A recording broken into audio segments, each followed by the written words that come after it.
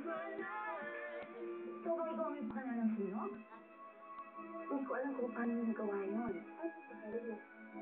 I'm not really your daughter anyway. Simula tayo ulit.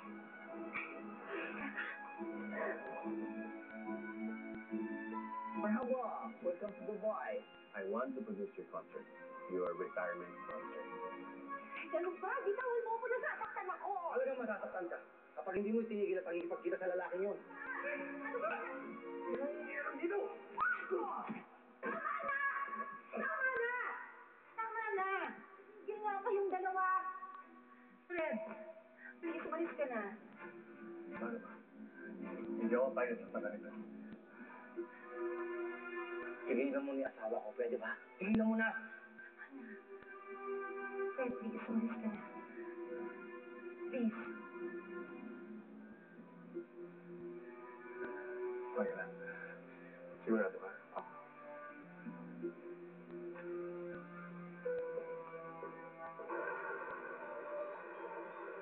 Ba't hindi kayo makatingin sa akin? Bakit? Paano ba kayo makatingin, ha? Mala, hugis, puso rin ba? Tingin na, katulad na sa'yo? Tigilan niyo ako, okay? Kunwari ka pa. Alam mo, di namin napapansin. Kapag yung super close mo kay Des and Jason. Malamang close kami, di ba? Kasi mag-best friend kami. Ay? Sumo-showbiz ang ate mo, Des. Yeah, we're just friends. Bumenta na yan. Alam mo, aminin mo na kasi ay nagkakagusto ka na rin kay Jason. Hey! Naku, tigilan niyo ako. Mori, bebe. Pero kinikilig ng ka. Hindi, okay. Ano kayo?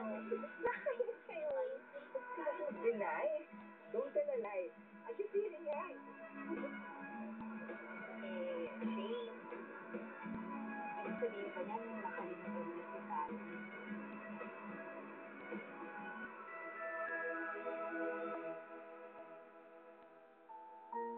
Bakit ba kahit anong gawin ko, hindi kita makalimutan?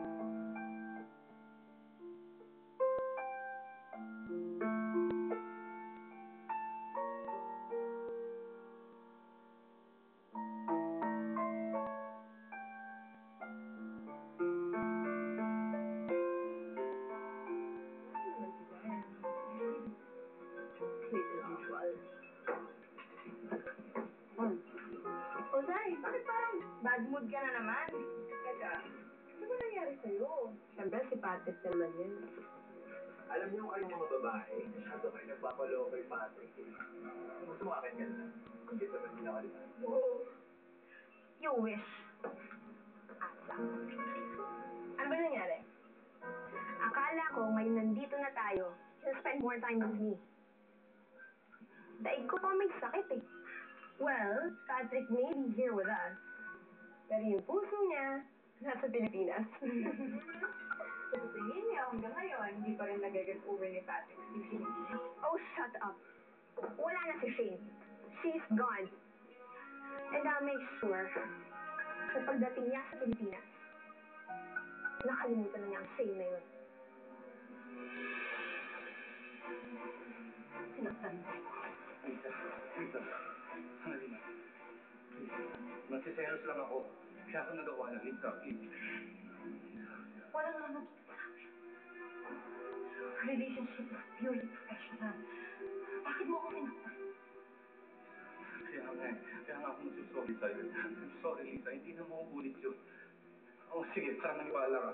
Pumapayag na ako na gawin mo yung concert. Sige, payag na ako. Huwag mo lang akong iwan. Please, please. Huwag mo lang akong iwan.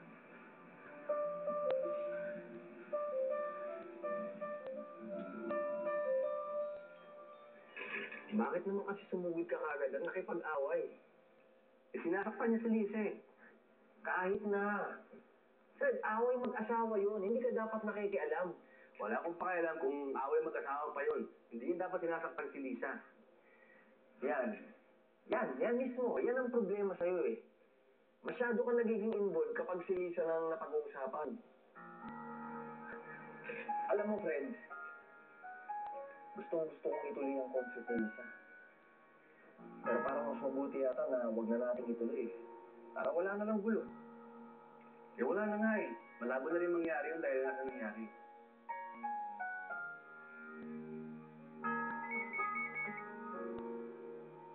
Hello? Hello, Fred.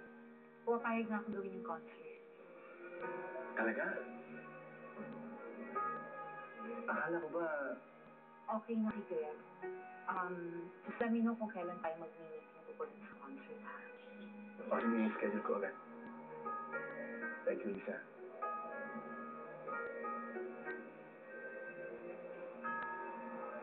Pumapayag na siya ngayon. Pumapayag na siyang gawin yung concert.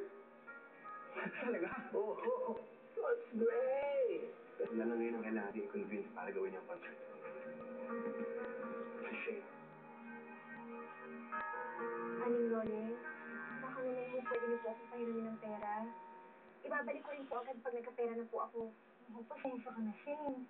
Gusto man kitang pautangin eh. Wala rin naman akong mapapautang sa'yo. Eh, bakit kasi hindi ka na lang bumalik sa pagsasayaw? Eh, kasi ho, Aling Lole, wala na akong kumuha sa akin simula po may nangyari. Aling Lole, sige na naman pambili ko lang po ng gamot para kay Tatay Douglas. Eh, pasensya na talaga kasi wala rin akong pera eh. Ano kaya yan? Saan ako kumuha ng pera ngayon? Hey! Fred! Well, nakita kita. Kaya yung sa bahay ninyo, sabi sa akin yung nag-aalaga sa tatay mo, inanito ka lang. Naparito ko para sa Winter ang pupunta sa mga concert, retirement concert para kay Lisa. At gusto sana namin, kasama ka sa concert. Talaga ho, Sir Fred? Ako parang ho talaga kayong anghel na pinapadala sa akin tapos pag nangangailangan ako. Sige po, Sir Fred. Maraming salamat po talaga.